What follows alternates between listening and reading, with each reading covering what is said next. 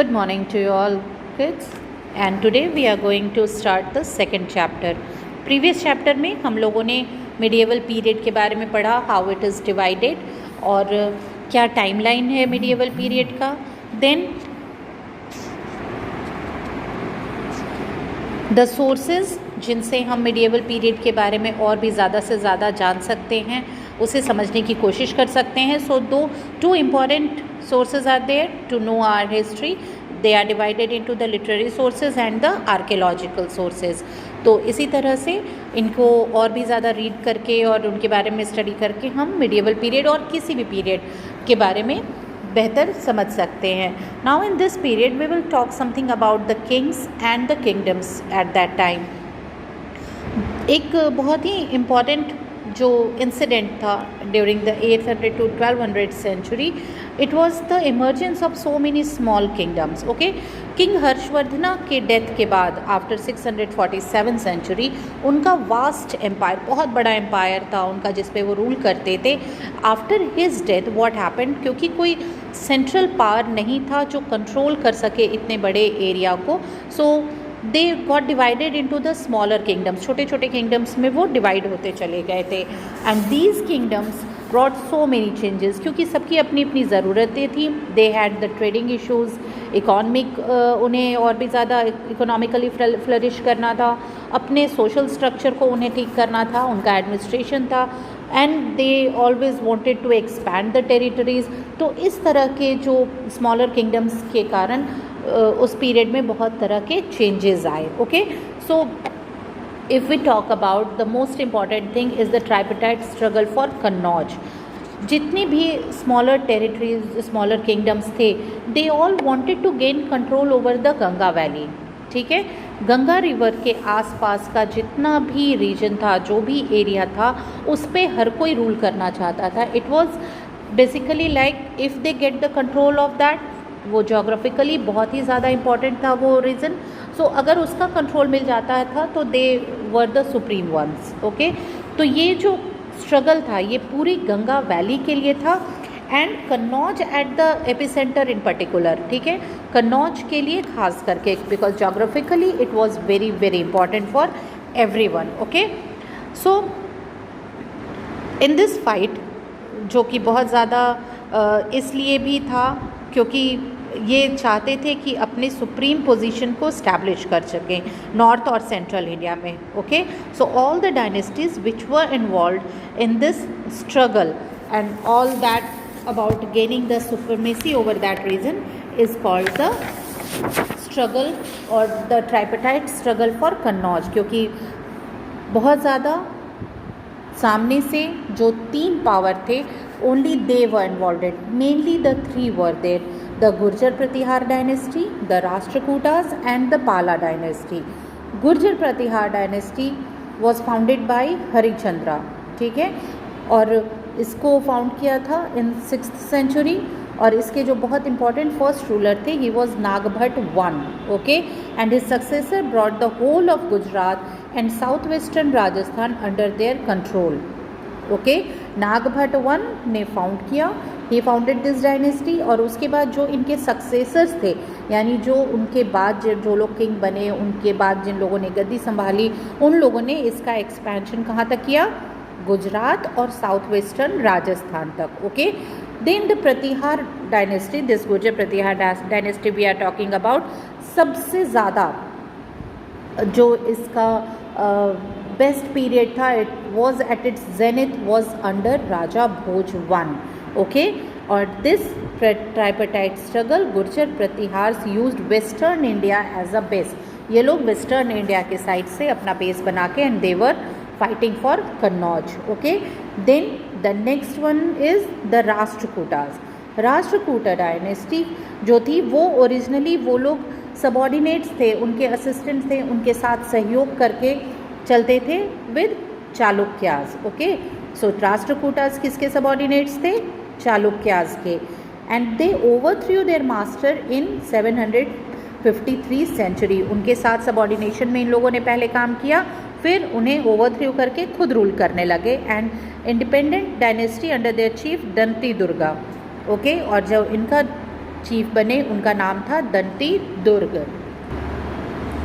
राष्ट्रकूट का जो मीनिंग है, that literal meaning is the officer in charge of a territorial division. जो officer in charge होता है किसी एक खास टेरिटोरियल डिवीज़न का, एक खास ज़मीन का एक खास हिस्से का, जिसे ऑफिसर इन चार्ज बना दिया जाता है, दैट इज़ कॉल्ड द राष्ट्र। ठीक है, एक हिस्सा, एक टेरिटोरी का जिसे ऑफिसर और इंचार्ज बनाते हैं, दैट इज़ राष्ट्र। तो उसका मीनिंग राष्ट्रकूट का यही होता है, that someone who is in charge of a particular land area. Okay, and initially they ruled the Deccan. पहले वो लोग दक्कन से उन लोगों ने शुरुआत की रूल करने की, और धीरे धीरे अपना किंगडम एक्सपैंड करते हुए they just ruled over the south and the south west. Okay, then the next is the Pala dynasty, जिसके फाउंडर थे गोपाला इन 8th century, and he started as a ruler of tiny principality called पुंद्रवर्धना। ठीक है, बहुत ही एक छोटी से प्लेस से उन्होंने अपनी डायनेस्टी की शुरुआत की, और जो अभी आज के समय में बांग्लादेश में है। And subsequently he included Vanga in his kingdom and gradually extended his control over the whole of Bengal. और फिर धीरे धीरे क्या हुआ, उन्होंने अपने किंगडम का एक्सपेंशन किया, वो अपनी टेरिटरीज़ को बढ़ाते चले गए with the battles, with other means they used, और अपने एक्सपेंशन को बढ़ाते चले गए। और एक छोटी सी प्रिंसिपैलिटी से जो कि पुंद्रवर्धना से उन्होंने शुरू की थी, से पूरे बंगाल पे वो रूल करने लगे। Okay, and then Devapala, he reasserted his authority in the east in the northern Deccan. और फिर देवपाल के डेथ के बाद पाला पावर स्टार्टेड डिक्लाइनिंग। ये किसी भी इम्पॉर्टेंट डायनेस्टी के बारे में जब आप पढ़ेंगे, then you will come to know कि जब कोई एक बहुत ही पावरफुल रूलर होता है जिसने बहुत एक्सपेंशन किया, पूरा अपनी टेरिटरी को कंट्रोल करके रखा, सब कुछ ठीक किया उन्होंने, लेकिन उसके जो सक्सेसर्स होते हैं वो लोग उसे उतने स्ट्रांगली नहीं बांध के रख पाते हैं, and the whole dynasty starts declining. वो धीरे धीरे गिरता चला जाता है, ख़त्म हो जाता है। So after the death of Devpal, Pal dynasty का भी यही हाल हुआ, और वो धीरे धीरे डिक्लाइन करती चली गई। So this 3 were continuously in struggle for Kannauj. ये पूरे गंगा रिवर वैली एरिया को अपने अंडर में लेना चाहते थे, उस पर कंट्रोल करना चाहते थे, और जब ये पूरी तरह से इन्वॉल्व हो गए, और उसके बाद इसके कारण उन्हें अपने भी रिसोर्सेज पे बहुत ज़्यादा असर पड़ा। ऑब्वियसली जब आप लगातार बाहर किसी से लड़ रहे हैं, आपका पूरा फोकस किसी एक खास लैंड एरिया को कवर करने का है, कंट्रोल करने का है, तो आपने सारे अपने रिसोर्सेज उस पर लगा दिए। जितने पैसे आ रहे हैं वो सब आप बैटल में लगाते चले जा रहे हैं। तो इससे क्या हुआ कि इन तीनों किंगडम्स का जो रिसोर्स था, जो भी कुछ इनके पास था, वो सब कुछ इन्हें कमज़ोर करता चला गया, because they were giving everything for gaining the control over Kannauj and the river valley.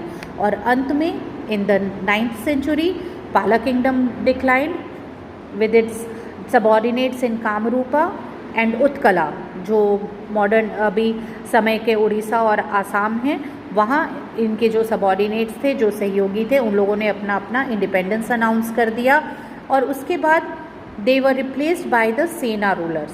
सेना rulers, the Lakshmana Sen, he was defeated by the commander of the Delhi सल्तनत। और फिर दिल्ली में जो सेंट्रल पावर थी, वहाँ से मोहम्मद बख्तियार खिलजी ने उन्हें हराया, and in 1200th century he took all the control over it. And after the Sena dynasty, the Dev dynasty came to power in eastern Bengal. So these were the outcome of the tripartite struggle. Okay, फिर उसके बाद ये तो पाला dynasty का हम लोगों ने डिक्लाइनेशन देखा। Then the Gurjara Pratihara kingdom, वो भी डिक्लाइन कर गए, because their subordinates also, the Chauhans, the Chandelas, the Gohilas, Kalachuris, Parmar, Solankis, ये जितने भी छोटे छोटे लोग थे, रूलर्स थे, जो अलग अलग प्लेसेस में रूल कर रहे थे, वो सब अपने आप को उन लोगों ने इंडिपेंडेंट घोषित करना शुरू कर दिया। So they all moved away from the Gurjara Pratihara kingdoms power and the control over it. Okay, then the Pratihar kingdom thus became weak and it enabled Muhammad Ghazni फिर जो अफ़गान किंग मोहम्मद गज़नी थे उन्होंने वेस्टर्न इंडिया पे अटैक किया, वहाँ से इन लोगों को हराया and it's western Indian territories को पूरी तरह से बर्बाद कर दिया था मोहम्मद गज़नी ने. Okay, he came to India, invaded and just mercilessly destroyed each and everything, and eventually the lack of unity and constant rivalry between them gave the Turks an opportunity to invade India and lay the foundation of the Delhi Sultanate. क्योंकि ये आपस में ही लड़ते रहते थे जितने भी Indian ये छोटी छोटे डायनेस्टीज़ थे, और ऐसे में किसी अफ़गान किंग ने जब इंडिया पे अटैक किया तो ये खुद में वीक हो चुके थे, इनमें यूनिटी नहीं थी कि ये बाहर वाले से लड़ सकते मिल करके. So what happened, they just mercilessly crush the kingdoms and they laid the foundation of the Delhi सल्तनत. जब आप खुद में कमज़ोर पड़ेंगे तो बाहर वाला आप पे रूल करेगा ही करेगा. So this is how it decline. Then the Rashtrakuta kingdom made the same fate, और ऐसा ही राष्ट्रकूटा किंगडम के साथ भी हुआ. One line of the Chalukyas, who were their subordinates, founded what come to be called the late Chalukya dynasties. This gave the final death blow to the declining Rashtrakuta kingdom. So basically when you are constantly struggling for something, और आप उसके लिए बिल्कुल लगे हुए हैं, 3 parties थी, mainly 3 parties, some more were there, और किसी एक पर्टिकुलर एरिया के ऊपर कंट्रोल गेन करने के लिए आप लगे और आपने बाकी चीज़ों को सोचना बंद कर दिया, आप बिल्कुल टूटते चले जा रही है आपकी सारी डायनेस्टी, आपका किंगडम टूट रहा है. छोटे छोटे जो किंग्स हैं वो इमर्ज हो रहे हैं, वो अपने आप को इंडिपेंडेंट घोषित कर रहे हैं. So this is how the declining process started. Okay, gradually they all decline, और बाहर वाले आकर के उन्हें क्रश करके and they started ruling and they founded the Delhi सल्तनत. Okay, now more about the kings and the kingdoms of the medieval period. I'll see you in the next video. Okay, thank you.